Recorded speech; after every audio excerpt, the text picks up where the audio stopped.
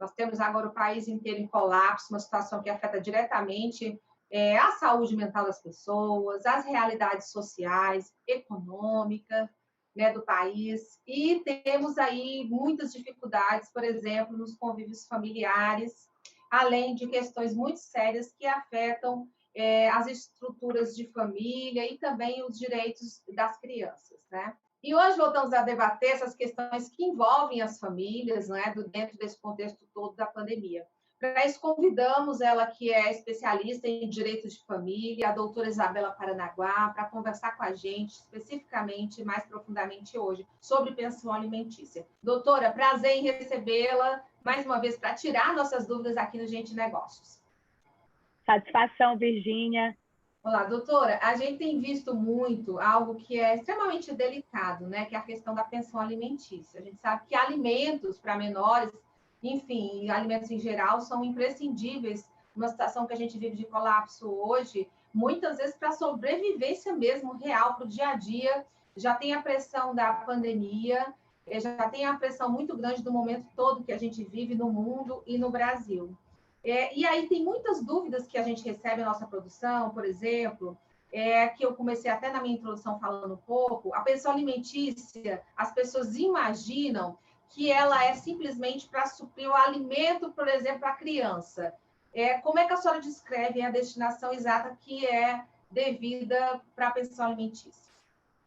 Muito bem, Virgínia. A pensão alimentícia é um instituto que, apesar do nome ser pensão alimentícia, ela não envolve somente o alimento, mas também as necessidades básicas de uma criança ou de um adolescente ou de quem vier a necessitar destes alimentos. Então, nós podemos incluir nestes alimentos o material escolar, as necessidades básicas, extraescolares, roupas, remédios, transporte e assim por diante, dentro de uma condição do status social daquela família.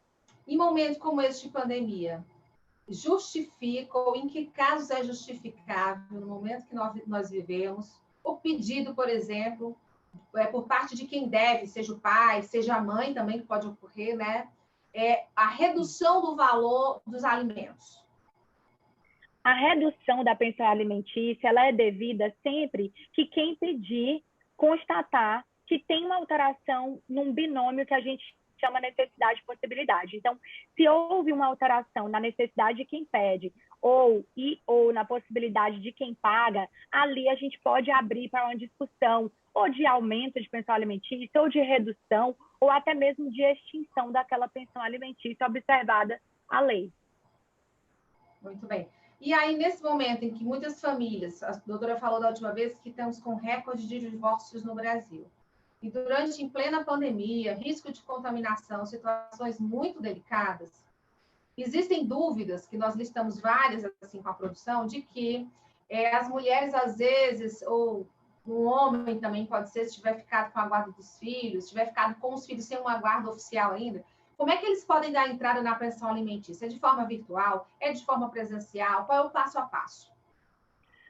Olha, Virgínia, passo a passo, a gente sempre estimula uma composição. Então, se você encontra um escritório que trabalha com o lado mais humano do direito de família, você começa ali tentando um acordo fora do judiciário. Sabemos que nem sempre é possível um acordo extrajudicial, quando então é o momento de ingressar mesmo com uma ação de pensão alimentícia, seja ela qual for, seja para estabelecer uma pensão alimentícia desde a primeira vez, é a primeira vez dele naquele processo, ou ali ele já está procurando o escritório com o intuito de alterar o valor daquela pensão ou até mesmo excluir a pensão para quem ele deve. Então, a gente tem, sim, a oportunidade de ingressar com o judiciário, dentro do judiciário, com uma ação de pensão alimentícia para discutir isso no processo. Compreendo. E aí eu estou falando tudo dentro do contexto da pandemia, porque é um contexto que vem se arrastando já tem muito tempo, né, doutora? E a gente está aí com famílias em situações difíceis, como eu falei. E aí, se em algum momento, a gente está nesse momento, e o devedor da pensão vem a falecer, como é que, ou vamos dizer, uma mãe que ficou com os filhos e o pai veio a falecer, o devedor da pensão, como é que ela deve agir? Quem são os parentes que poderão, por exemplo, arcar com essa parte, né, de financiamento dos alimentos para os menores? Certo. Uma vez que aquele devedor de pensão alimentícia falece, aquilo vai ser estendido para o espólio dele, que é o conjunto de bens do morto. Então, os herdeiros daquele devedor, eles vão responder nos limites das forças da herança. Nunca dentro das suas economias pessoais, mas abrindo-se um inventário e verificando que ele é devedor, e neste caso de alimentos, vai precisar, sim, adimplir com essa dívida mesmo após a morte, agora através de uma administração por seus herdeiros. Se não houver herança, é sempre dentro de um abatimento que é feito de ativos e negativos do falecido. Se não houver a herança de maneira nenhuma, do ponto de que ele não tinha nenhuma maneira econômica de pagar, ali avaliando, você pode trabalhar com outras espécies de abatimento, como, por exemplo, a penhora, adjudicações, mas se este for um caso, Virginia, em que nada realmente for encontrado, infelizmente, é um caso muito mais grave, porque é um caso parecido com aquele pai que está desempregado. Contudo, a pensão alimentícia não deixa de existir porque o pai está desempregado. Vai ter que fazer sempre um balanço e procurar preterir aquele que é o credor de alimentos. Então, temos que buscar, de todas as formas possíveis, uma forma melhor de adimplir com essa condição. Compreendo. Quer dizer, mesmo desempregado, o dever de alimentos permanece. Se em algum momento ele se empregar, ele terá que cumprir e honrar os compromissos. Ou se ele tem alguma renda ou alguma forma de suprir algum patrimônio que dê uma forma de que os alimentos cheguem até os menores, que é o caso que diz a lei, não é isso?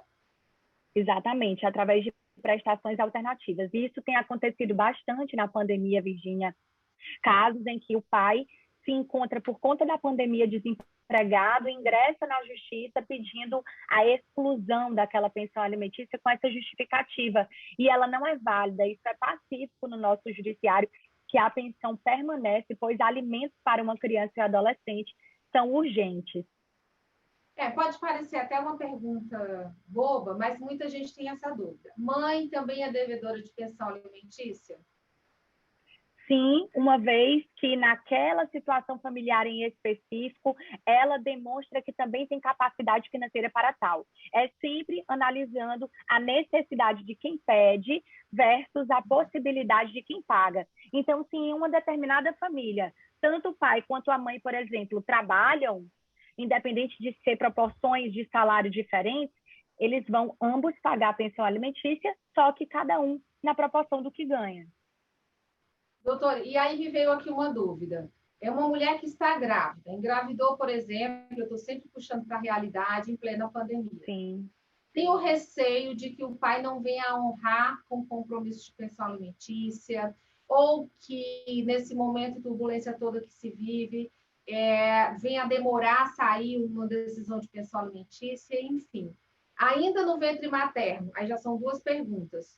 A criança teria já direito à pensão alimentícia se a mãe estiver em condição muito difícil. E a segunda é se pode-se entrar com esse pedido antes mesmo do bebê nascer.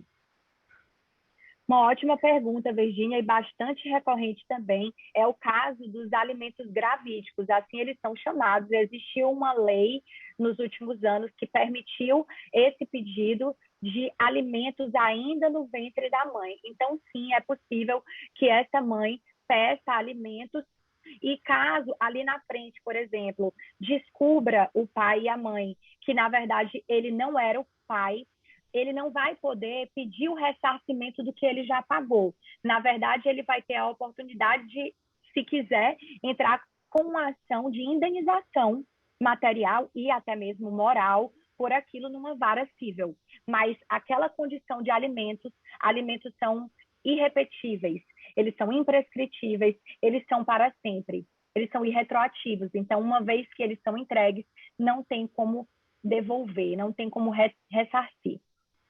Muito bem. E aí, doutora, a gente estava discutindo, até na nossa última entrevista, que aumentou muito no recorde de, agora já estou entrando na questão do matrimônio, recorde Sim. de divórcios no Brasil. E agora nós estamos vivendo isolamento social, situação mesmo no Brasil todo, a maior parte dos estados em lockdown, semi-lockdown, enfim.